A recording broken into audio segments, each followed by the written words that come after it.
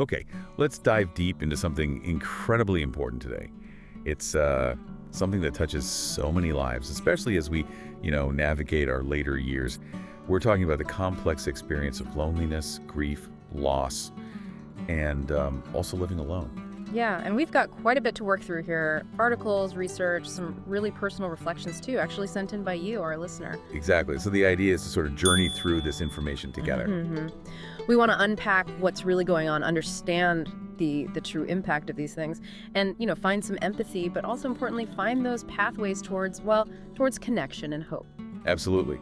It's about acknowledging the real challenges, but hopefully finding ways to feel empowered and informed.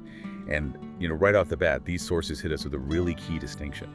They do. It's crucial. They make it clear that loneliness and social isolation, they're related, sure, but they're not actually the same thing. Think of it like this.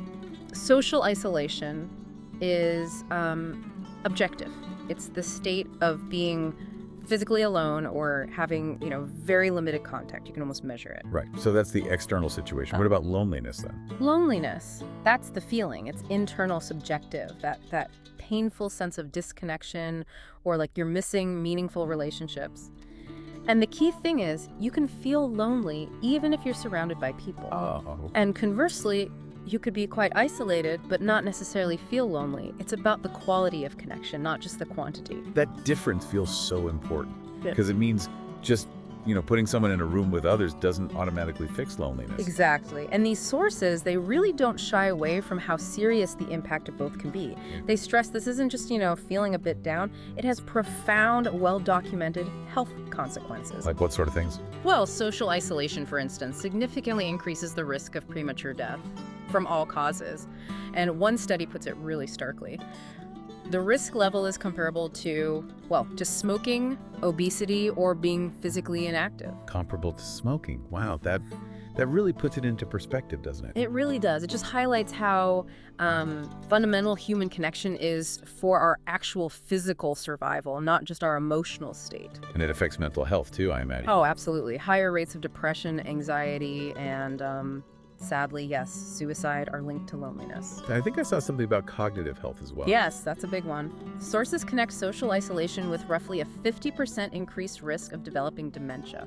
50%. That's staggering. It is. And the physical health impacts go beyond that, too. The heart health stats were quite striking. They were. Poor social connections, they're associated with about a 29% increased risk of heart disease and a 32% increased risk of stroke. And listen to this.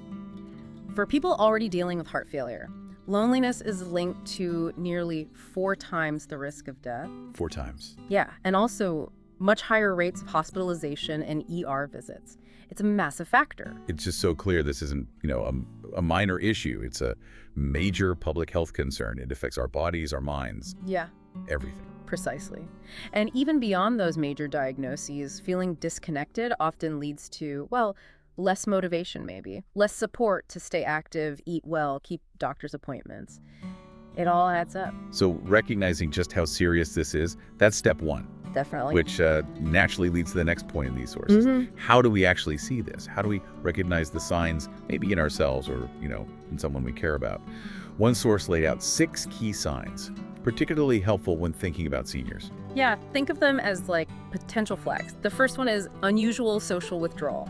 Now, it's normal for things to slow down a bit as we age, right? But if someone starts actively pulling back, like consistently avoiding calls, ignoring messages, turning down visits from people they usually see, if it's a real change from their norm, that's a sign. Okay, that makes sense. It's the change in behavior. What else? Changes in really basic habits, like changes in eating habits.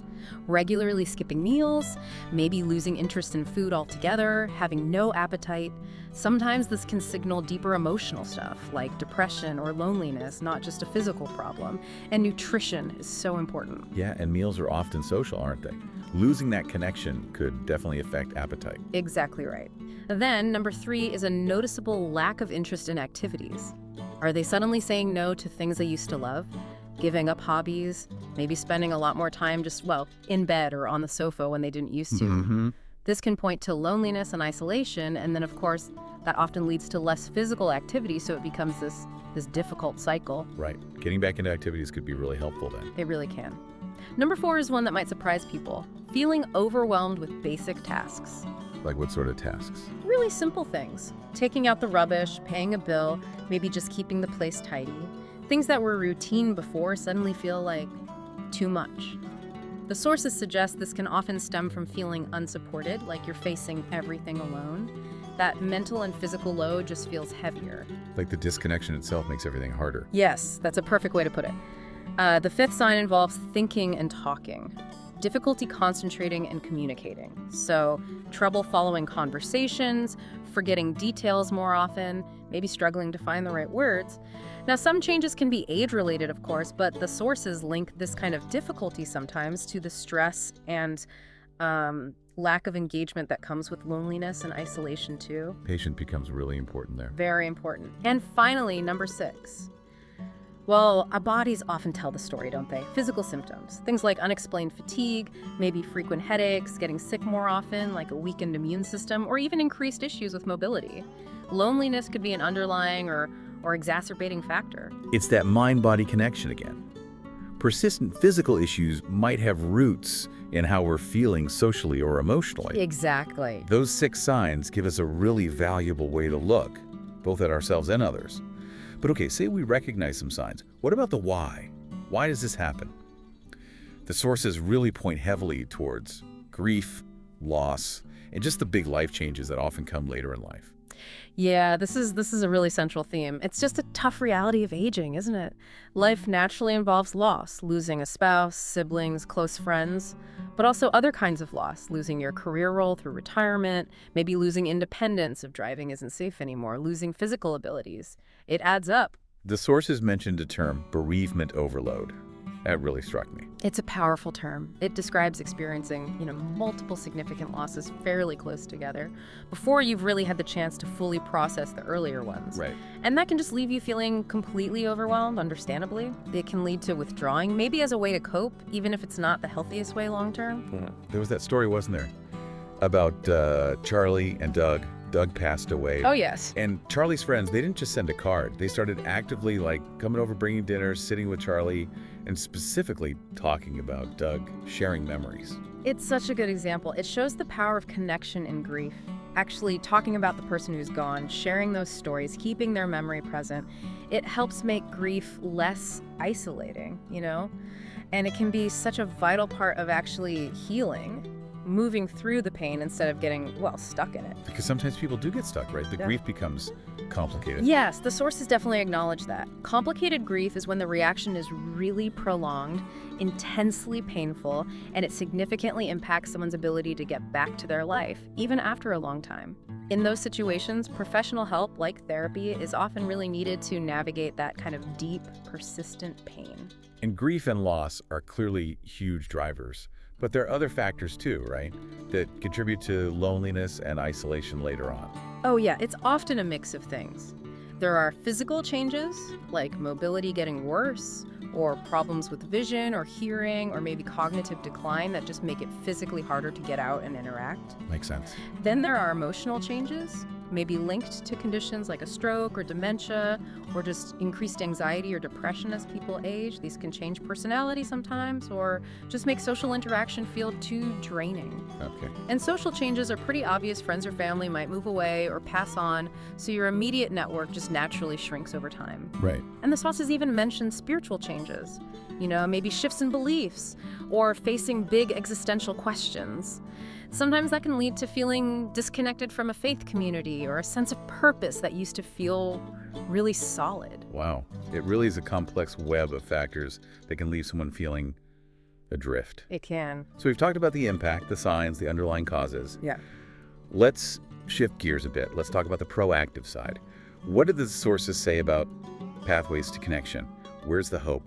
What actions can people take? Yeah, definitely. There's a really strong emphasis on actively seeking connection. One big area is engaging with community organizations. So looking into things like senior centers, local libraries often have programs, fitness classes, maybe cultural outings, social clubs, even support groups. They offer built-in opportunities to meet people. Finding things that actually interest you, that give you a reason to get out. Exactly. And related to that is volunteering. This came up a lot. It gives you such a sense of purpose, keeps you connected to the wider world, and you naturally meet people who care about similar things. That's a great one. Giving back while also getting connection. What about keeping in touch with people who aren't nearby? Using technology. This is becoming more and more important. Even for folks who aren't digital natives, learning to use things like video calls or even just simple social media or email can be a real lifeline to family and friends who live far away. Bridging that distance. Yeah, and don't forget about cultivating interests. Picking up an old hobby again, maybe painting, gardening, music, or trying something completely new by taking a class. It's stimulating, and it puts you around people with shared passions. And what about companionship at home? Ah, yes. Many sources mention the benefits of pet therapy. Or, if someone is able and willing to care for one, adopting a pet. The companionship of an animal. It can be incredibly comforting and reduce feelings of loneliness. That unconditional love. Exactly. Now, what about for someone who's specifically trying to navigate socializing again after a big loss? Any particular advice there? Yes, the sources suggest being really gentle with yourself. Go at your own pace, whatever feels comfortable. It's okay to be the one to reach out. Sometimes don't always wait to be invited. Trying group activities might feel less intense initially than one-on-one. And maybe start with lower pressure things like just going for a walk with someone or seeing a movie together. Baby steps. Finding what feels right for you as you heal. Okay. What about more sort of formal support, professional help? Counseling or therapy is definitely recommended, especially if someone's dealing with complicated grief or just needs strategies to manage ongoing loneliness or anxiety. It provides a safe space. And support groups. Support groups are huge, whether it's a general group for seniors or one focused on a specific type of loss, like bereavement, or maybe a health condition. Sharing experiences with others who truly get it can be incredibly validating. That shared experience can make such a difference. But cost can sometimes be an issue for professional help, can it? It absolutely can. The sources suggest asking therapists about sliding scale fees based on income, exploring services at local community health centers, which are often lower cost, or contacting state or local agencies on aging. They often have resource lists, and many support groups are actually free. Good to know. What if the challenge isn't just emotional, but practical? Like daily tasks are becoming too much, and that's adding to the isolation. That's where home care services can come in. They help with practical things, yes, like bathing or meals, but crucially, the caregiver also provides social interaction, a friendly face, conversation. It directly combats isolation. So support and connection. Right. And then, for those who need a more comprehensive level of support and community, assisted living facilities are an option. They offer that built-in community, social activities, easier access to care. It can really reduce isolation for someone who maybe can't manage alone anymore or needs more help. And there are resources to find these things. Yeah, things like the Elder Care Locator service were mentioned as good starting points to find local options for home care, assisted living, and other support services. Okay, that's a lot of great information on finding connection. But the sources also tackle the reality that while a lot of older adults do live alone, the number was pretty high, wasn't it? It was. Around 28% of people aged 60 and over in the U.S. live alone. It's a significant group. And the sources did acknowledge the positives of that choice for many people. They did.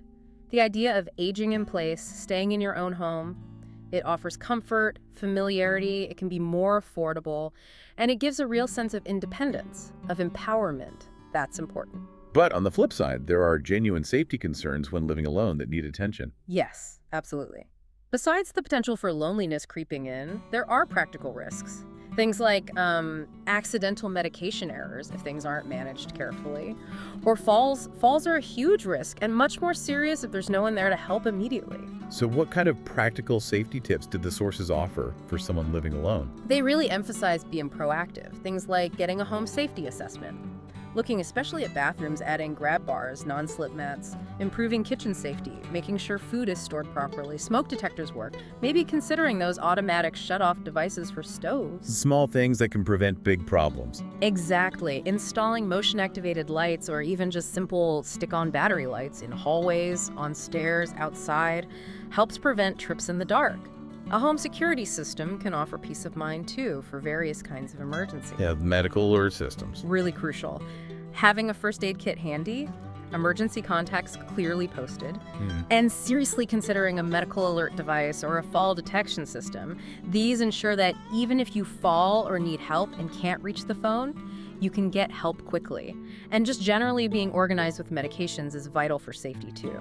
Okay, so there are definitely challenges and safety things to think about with living alone. Yeah. But one of the most, I thought, compelling parts of the material we looked at was from that online discussion, the Reddit thread, Yes. specifically from older women talking about their experience of living alone, and it offered such a different viewpoint. It really did. This is where the nuance comes in, isn't it? Yeah. Because while the research rightly points out the risks of loneliness that can be associated with living alone, these personal stories, they were about profound freedom, empowerment. Yeah. For many of these women, especially if they'd come out of difficult or maybe just draining relationships, living alone wasn't seen as a negative. It was a conscious choice, a reclaiming of their own lives. They used words like peaceful, even blissful. They did. They talked about having total control over their environment, decorating how they wanted, setting their own schedule, eating whatever, whenever, less housework, less what they call emotional labor. Right. Not having to manage someone else's moods or needs constantly. Exactly. Less feeling drained by just being in their own home. It wasn't just about, not doing chores for someone else. It was about the home feeling truly like theirs. Yeah. A safe space, entirely on their own terms. The feeling wasn't despair, it was more like relief, joy even. Yes, relief and joy were common themes. They acknowledged, sure, moments of loneliness might still happen sometimes, but for them, the independence, the peace, the ability to just be themselves without compromise, it far outweighed the difficulties they might have experienced living with others. It's such a powerful reminder that living alone isn't just one thing. For some people, it's actually a chosen path to well-being, to independence in later life. It really broadens the picture, doesn't it? We absolutely need to be aware of the risks of isolation and offer support.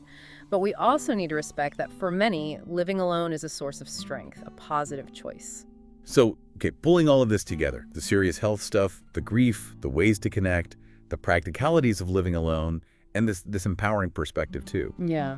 What's the main takeaway for taking care of ourselves through all this? Well, I think the big message across all the sources is just how vital self-care is, especially during big transitions or times of grief or when living alone. It's not, an indulgence. It's fundamental. It builds resilience. So what does that look like? What are some key strategies? Well, the basics are crucial. Maintaining physical health, regular exercise, whatever that looks like for you, eating well, trying to get enough sleep, avoiding harmful habits.